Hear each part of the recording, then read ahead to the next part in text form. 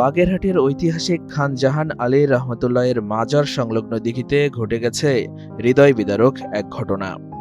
গোসল করতে নেমে কুমিরের আক্রমণের শিকার হয় ৭ বছর বয়সী শিশু ফাতেমা আক্তার। দীর্ঘ উদ্ধার অভিযানের পর অবশেষে উদ্ধার করা হয়েছে তার মরদেহ।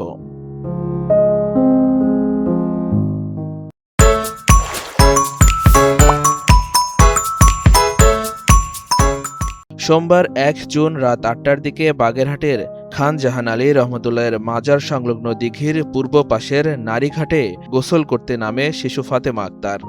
প্রত্যক্ষদর্শীদের ভাষ্য অনুযায়ী গোসলের এক পর্যায়ে হঠাৎ দিঘিতে থাকা একটি কুমির শিশুটিকে টেনে নিয়ে যায়। মুহূর্তে চারিদিকে আতঙ্ক ছড়িয়ে পড়ে।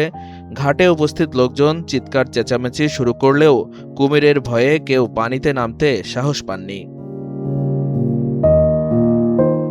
ঘটনার খবর ছড়িয়ে পড়লে স্থানীয়রা নৌকা নিয়ে উদ্ধার অভিযান শুরু করেন। পরে ফায়ার সার্ভিস, পুলিশ এবং জেলা প্রশাসনের সদস্যরাও অভিযানে যোগ দেন। রাতভর চলে শিশুটিকে উদ্ধারের চেষ্টা।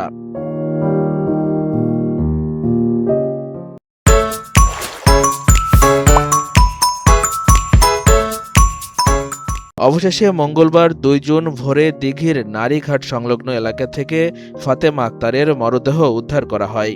উদ্ধার কাজে অংশ নেন মাজারের খাদেম এবং ফায়ার সার্ভিসের সদস্যরা। স্থানীয়দের দাবি, শিশুটির শরীরের বিভিন্ন স্থানে কুমিরের আক্রমণের চিহ্ন পাওয়া গেছে। জানা গেছে, নিহত ফাতেমা আক্তার মাজার এলাকায় অবস্থান করা এক মানসিক প্রতিবন্ধী ভবঘুরে নারীর মেয়ে।